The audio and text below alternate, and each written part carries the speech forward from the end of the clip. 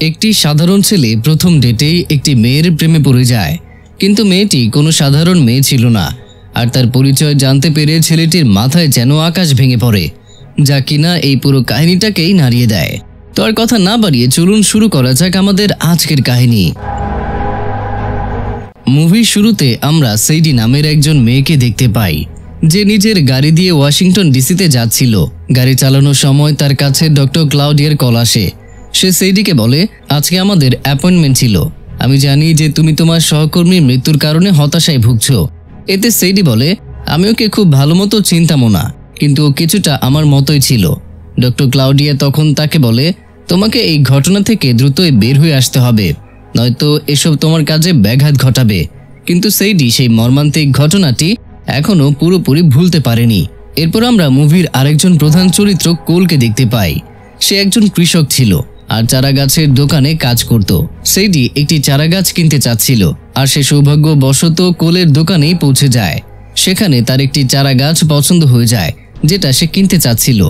এতে কোল তাকে বলে, এই চারাগাছটিতে 2-3 দিন পরপরই পানি দিতে হবে, নয়তো চারাটি শুকিয়ে যাবে। এতে সেইডি বলে, আমি এমন করতে পারবো না, কারণ কাজের কারণে আমাকে মাসের পর মাস বাসা থেকে বাইরে থাকতে হয়। এটা শুনে কোল বলে, তাহলে তোমার জন্য এখানকার কোনো চারাগাছই উপযোগী নয়। তুমি চাইলে প্লাস্টিকের চারাগাছ নিতে পারো। কিন্তু সেইডি সেই চারাগাছটি নিতে চাচ্ছিল, তবে কোল সেটা তার কাছে বিক্রি করতে চাচ্ছিল না, কারণ সে চাচ্ছিল না যে চারাগাছটি দেখাশোনার অভাবে মারা যাক। এই বিষয়টি নিয়ে তাদের দুজনের মধ্যে কথা কাটাকাটি শুরু হয়ে যায়। আর তখনই সেখানে অ্যাডনা চলে আসে, আর সে ওই চারাগাছটি সেইডিকে বিক্রি করে দেয়। যখন সে চারাগাছটি নিয়ে চলে যাচ্ছিল, তখন অ্যাডনা কোলকে বলে, আমি ভেবেছিলাম তুমি ওর ফোন নাম্বার নেবে। এতে কোল তাকে বলে, আমি এসব করার জন্য এখানে আসিনি। এটা শুনে অ্যাডনা তাকে বোঝানোর চেষ্টা করে, তোমার ওই মেয়েটির সাথে কথা বলা উচিত। যাও গিয়ে ওকে কফি শপের জন্য ডেটের প্রস্তাব দাও। অ্যাডনার কথা মতো কোল সেইডিকে গিয়ে কফি ডেটের জন্য প্রস্তাব দিয়ে দেয়, আর সেইডিও রাজি হয়ে যায়। এরপর তারা দুজন কফি খেতে খেতে নিজেদের মধ্যে কথাবার্তা বলতে থাকে। সেইডি কোলকে নিজের সম্পর্কে বলে। সে তাকে জানায়, কাজের কারণে আমাকে ভিন্ন ভিন্ন দেশে ভ্রমণ করতে হয়। আর কোল বলে, আমি ফার্মেসির সাথে সাথে ইতিহাস নিয়ে পড়তেও খুবই পছন্দ করি। দুজনের মধ্যে এভাবে খুবই সুন্দর বন্ধুত্ব তৈরি হচ্ছিল। এক পর্যায়ে সেইডি বলে, আমি কোনো কিছু নিয়েই ভয় পাই না। এটা শোনার পর কোল সেইডির সামনে একটি শর্ত রাখে আর বলে, যদি আমি তোমার আগে সিঁড়িগুলো দিয়ে উপরে উঠতে পারি, তাহলে তোমাকে বলতে হবে যে তুমি কোন জিনিসগুলো দেখে ভয় পাও। কিন্তু এরপর সেইডি কোলের আগেই সিঁড়ি দিয়ে উপরে উঠে যায়। তবু সেইডি কোলকে বলে, যখন আমার বয়স 6 বছর ছিল, তখন আমি আর আমার মা আমাদের দেশ থেকে পালিয়ে এসেছিলাম। সেই সময় আমি অনেক ভয় পেয়েছিলাম, কিন্তু আমার মা অনেক সাহসী ছিলেন। আমিও আমার মায়ের মতো হতে চাই, তাই সেদিন ভেবেই নিয়েছিলাম যে আমি আর কখনো ভয় পাবো না। এসব শুনে কোল বলে যে আমার তোমার উপরে পুরো বিশ্বাস আছে। রাতের বেলা তারা দুজন একটা ক্লাবে যায়। সেখানে তারা ড্রিঙ্ক করে এবং একে অপরের সাথে মনের কথা শেয়ার করে। কোল আর সেইডি একে অপরের সঙ্গ বেশ উপভোগ করতে শুরু করে। বিশেষ করে কোল অনেক বেশি খুশি ছিল, কারণ অবশেষে তার জীবনে কেউ একজন এসেছিল। তাই সে বাসায় গিয়ে নিজের মা বাবাকে সেইডি সম্পর্কে বলে। সে সেইডিকে নিয়ে অনেক বেশি মরিয়া হয়ে উঠেছিল, তাই সে সারাক্ষণ তাকে মেসেজ করতে থাকে। এসব দেখে তার বাবা মা তাকে বোঝানোর চেষ্টা করে, তোমার সারাক্ষণ সেইডিকে মেসেজ করা উচিত নয়। এতে কোল বলে, ঠিক আছে, এখন থেকে আমি আর এমনটা করব না। কিন্তু তবুও সে সেইডিকে মেসেজ করতেই থাকে। তবে সেইডির পক্ষ থেকে কোনো রিপ্লাই না আসার কারণে সে অনেক বেশি চিন্তিত হয়ে পড়ে। তাই তার এখন আর কোনো কিছুতেই মন বসছিল না। তখনই কোলের হঠাৎ মনে পড়ে যায় যে তার ইনহেলারটা সেইডির কাছেই রয়ে গিয়েছে। সে নিজের ইনহেলারের সাহায্যে সেইডিকে ট্র্যাক করে। আসলে কোল নিজের ইনহেলারে ট্র্যাকার লাগিয়ে রেখেছিল, তাই সে সহজেই সেইডিকে ট্র্যাক করে ফেলে। আর তার অবস্থান দেখাচ্ছিল লন্ডনে। কোল কখনোই নিজের দেশের বাইরে যায়নি, কিন্তু তার মা বাবা তাকে বলে, তোমার সেইডির কাছে গিয়ে তাকে সারপ্রাইজ দেওয়া উচিত। যেই কথা সেই কাজ। কোল নিজের মায়ের কথা মতো লন্ডনে চলে যায়, কিন্তু এয়ারপোর্টে কিছু লোক তাকে নিজেদের সাথে গাড়িতে করে নিয়ে যায়। তাকে একজন লোক ট্যাক্সম্যান বলে ডাকে।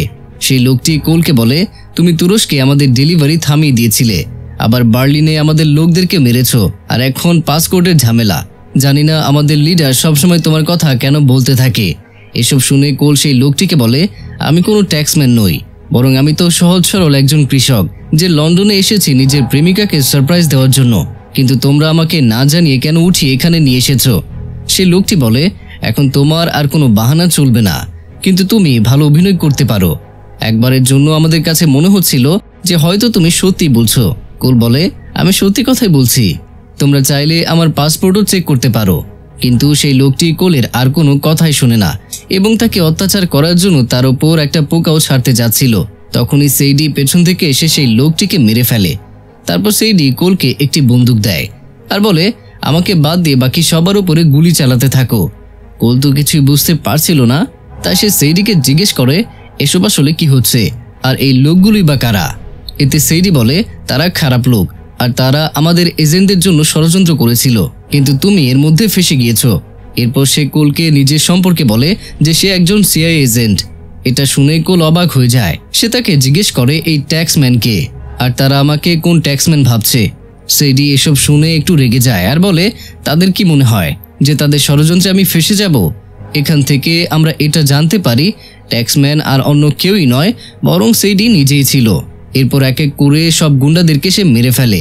এখানে আমরা খুব রোমাঞ্চকর একটা ধাওয়া পাল্টা ধাওয়ার দৃশ্য দেখতে পাই, যেখানে সেইডি একটি বাস চালাতে চালাতে গুন্ডাদেরকে মারছিল। কিন্তু তখনই একজন গুন্ডা বাসের ভেতরে চলে আসে আর সেইডিকে মারতেই যাচ্ছিল। এমন সময়ে কোল সেইডিকে বাঁচিয়ে নেয়। তারা দুজন নিজেদেরকে বাঁচিয়ে গুন্ডাদের চেয়ে সামনে এগিয়ে যায়। তারপর কোল সেইডিকে বলে, তুমি মিথ্যাবাদী। সেইডি বলে, আমি মিথ্যাবাদী নই, আমি তোমার সাথে এমন এমন কথা শেয়ার করেছি যেগুলো আমি আজ পর্যন্ত কারো সাথেই করিনি। এতে কোল জিজ্ঞেস করে, আসলে কি তুমি তোমার কাজ সম্পর্কে আমাকে যা বলেছিলে তা সত্যি ছিল? তখন সেইডি বলে, নো, আমি আমার কাজ সম্পর্কে তোমাকে মিথ্যা বলেছি। এখানে কোল বলে, আমি কতটা বোকা ছিলাম, তোমার মতো একটা মিথ্যাবাদী মেয়েকে বিশ্বাস করেছি। আমার তো মনে হয় যে তোমার সহকর্মীর ঘটনাটিও মিথ্যা ছিল। এতে সেইডি কোলকে বলে, আমি আমার সহকর্মীকে মেরে ফেলেছিলাম কারণ সে এই শত্রুদের সাথে হাত মিলিয়েছিল। এরপর কয়েক মুহূর্তের মধ্যেই তাদের মধ্যে ঝগড়া শুরু হয়ে যায় আর কোল নিজের বাসায় ফেরত যেতে চায়। কিন্তু সেইডি কোলকে বলে, তুমি এখন আর ফেরত যেতে পারবে না, কারণ তারা তোমাকে ট্যাক্সম্যান ভাবছে। এর জন্য এখন তোমাকে আমার সাথেই যেতে হবে। তারপর তারা দুজন পাকিস্তানে যায়, যেখানে তারা মার্কো নামের একজন লোকের সাথে দেখা করে। মার্কো বলে, গুহায় যখন মারামারি হয়েছিল তখন আমারই বোঝা উচিত ছিল যে সেটা তুমি ছিলে। তারা অ্যাজটেক চুরি করেছে। অ্যাজটেক একটি বায়োকেমিক্যাল হাতিয়ার, যেটা চুরি করার সাহস একজনেরই আছে, আর সে হলো লেভেক।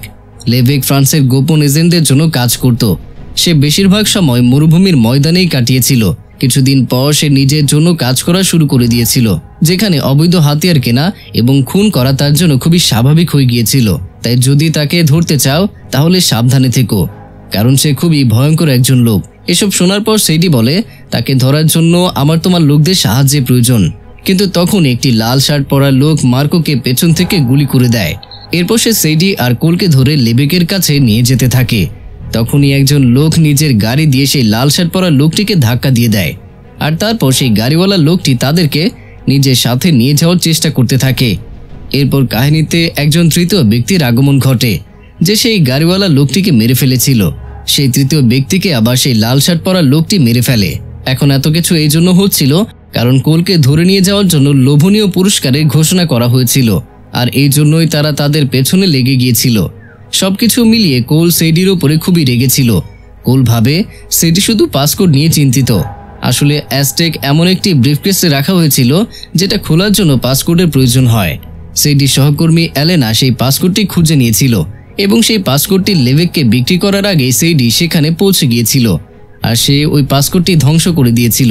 পাসপোর্ট ছাড়া অ্যাজটেক কোনো কাজেরই নয়। তারপর সেইডি কোলকে অজ্ঞান করে ফেলে। পরের দৃশ্যে আমরা দেখতে পাই লেভেকের কাছে মনে হচ্ছিল যে কোলই ট্যাক্সম্যান। সে বলে, এই ধরনের অসফলতা আমাদের উপরে চাপ সৃষ্টি করবে। আমাদের কাজে যদি আমরা সফল হই তাহলে আমরা ধন সম্পত্তি আর খ্যাতি অর্জন করতে পারি, আর যদি অসফল হই তাহলে পাবো মৃত্যু। লেভেক ফোনে $1 মিলিয়ন পুরস্কার ঘোষণা করে দেয়। এরপর আমরা দেখি সেইডি কোলকে বেঁধে লেভেকের কাছে নিয়ে যায়। লেভেক কোলকে দেখে বলে, তাহলে তুমি সেই ট্যাক্সম্যান। আমি তোমার অবস্থা বুঝতে পারছি। একটা সময়ে আমিও সিআইএর জন্য কাজ করতাম। কাজ করানো শেষ হয়ে গেলে সিআইএ সবসময় নিজের লোকদেরকে এভাবেই ছেড়ে দিত। আমার সাথেও কিছুটা এমনই হয়েছে। যাই হোক, আমাকে পাসপোর্ট বলো আর নিজের জীবন বাঁচিয়ে নাও। এখানে সেইডি লেভেককে বলে, যতক্ষণ পর্যন্ত না তুমি আমাকে পুরস্কারের টাকা দিচ্ছ ততক্ষণ পর্যন্ত আমি ওর উপরে নজর রাখছি। আর এভাবেই সেইডিও লেভেকের লোকদের সাথে প্লেনে চড়ে বসে। প্লেনে লেভেকের লোকেরা এটাও জেনে যায় যে সেইডি আর কোল একই সাথে জড়িত। এই জন্য প্লেনে ফাইট শুরু হয়ে যায়। ফাইটের সময় সেইডির পেটে চাকু লেগে যায়, এর ফলে সে আর ফাইট করতে পারে না। এসব দেখে কোল সেইডি আর অ্যাজটেকের ব্রিফকেসটা নিয়ে প্লেন থেকে লাফ দিয়ে দেয়। এরপর সেইডি এটা জানতে পেরে খুশি হয় যে কোল তাকে আর ব্রিফকেস দুটোকেই বাঁচিয়েছে। যখন লেভেক জানতে পারে ট্যাক্সম্যান আবারও পালিয়ে গিয়েছে, তখন তার অনেক রাগ উঠে যায়। অন্যদিকে সেইডি ও কোল আবারও একে অপরের কাছাকাছি চলে আসতে থাকে। পরের দিন তাদের দুজনের খোঁজে সিআইএ ও লেভেলের লোকেরা সেই জায়গায় পৌঁছে যায়। এখানে আমরা এমন একটি দৃশ্য দেখতে পাই যে তাদের সাথে ফাইটের সময় কোলকে সেইডি আর সেই ব্রিফকেসের মধ্যে যে কোনো একটিকে বাঁচাতে হতো। সে কোলকে বাঁচায় আর লেভেকের লোকেরা সেই ব্রিফকেসটা নিয়ে যায়। এরপর সিআইএ সেইডিকে জিজ্ঞাসাবাদ করার জন্য তাদের সাথে করে নিয়ে যায়। সেখানে কোল স্ক্রিনে একটি চারা গাছ দেখতে পায়, যেটা দেখে সে বলে এই চারা গাছটিকে আমেরিকাতে প্রায় 100 বছর ধরে উৎপাদন করা হচ্ছে। জনগণ এটাকে খাওয়ার জন্য বসে থাকে, কিন্তু অ্যাজটেকের লোকেরা এটাকে নিজেদের রীতিনীতির জন্য ব্যবহার করে। তারপর সিআইএ আর এফবিআই সম্মিলিতভাবে এটা সিদ্ধান্ত নেয় যে তারা পাসকোডের অর্ধেক অংশ লেভেককে দেবে। এতে লেভেক সিআইএর উপরে বিশ্বাস করবে এবং তারা তাকে ধরে ফেলবে। আর এই কাজেও তাদের কোলের সাহায্যের প্রয়োজন ছিল। কোল না চাইতেও হ্যাঁ বলে দেয়।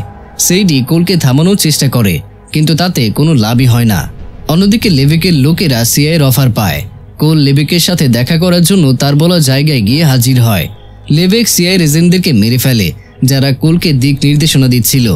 এখন লেভেক কোলের কাছে গিয়ে পাসকোড চায়, কিন্তু কোল ঘুরিয়ে পেঁচিয়ে কথা বলতে থাকে। এতে লেভেক কোলকে বলে, তুমি কি এক কথায় পাসকোড দেবে, নাকি আমি নিজের নিয়মে তোমার কাছ থেকে বের করব? তখনই তাদের দুজনের মাঝখানে সেইডি এসে হাজির হয়, আর তারা জেনে যায় সেইডি আসল ট্যাক্সম্যান। কোল তো শুধুই তার একজন প্রেমিক মাত্র। সেইডি সেই ব্রিফকেসটা খুলে দেয় এবং মিস্টার ওতামি সেইডির অ্যাকাউন্টে টাকা ট্রান্সফার করে দেয়। তখনই মিস্টার ওতামি সেখানে আসে আর ব্রিফকেসটা নিজের সাথে করে নিয়ে যায়। লেভেকের কাছে তাকে ব্রিফকেস দিয়ে দেওয়া ছাড়া আর কোনো উপায় ছিল না, এই জন্য সে সিআইএর প্রস্তাবটিতে রাজি হয়ে যায়। এরপর লেভেক সেইডিকে মারার চেষ্টা করে। তখনই সেইডি জোর গলায় বলে মিস্টার ওতামি লেভেককে ধরার জন্য পুরস্কার ঘোষণা করেছে। এটা শোনার পর সেখানকার বাউন্টি হান্টাররা লেভেকের পেছনে পড়ে যায়। এখানে আমরা আবারও জম্পেশ একটা ফাইটিং দেখতে পাই। কোল লেভেকের লোকদেরকে মেরে ফেলে। এই পর্যায়ে লেভেক সেইডিকে মারতে যাচ্ছিল, কিন্তু কোল আবারও সেইডিকে বাঁচাতে সক্ষম হয়। লেভেক বায়োকেমিক্যাল হাতিয়ারটি তো পেয়ে যায়, তবে এইবার সেইডি লেভেককেই মেরে ফেলে। এভাবেই সেইডি আর কোল একসাথে এই মিশনটিকে সম্পূর্ণ করে ফেলে। মুভির শেষ দৃশ্যে আমরা সেইডি ও কোলের পরিবারকে দেখতে পাই, যারা একসাথে খাবার খাচ্ছিল। আর কিছুদিন পর তারা দুজন নিজেদের জীবন একসাথে কাটাতে শুরু করে। আর এই সুন্দর হ্যাপেন্ডিং এর মধ্য দিয়েই এই চমৎকার মুভিটি এখানেই শেষ হয়ে যায়। তো প্রিয়জনেরা, কেমন ছিল আজকের মুভির গল্পটি আর আমার এক্সপ্লেনেশন, সেটা অবশ্যই কমেন্টের মাধ্যমে জানাতে ভুলবেন না। দেখা হচ্ছে পরের ভিডিওতে। ততক্ষণ পর্যন্ত সবাই ভালো থাকুন, সুস্থ থাকুন আর অবশ্যই আমাকে মনে রাখুন।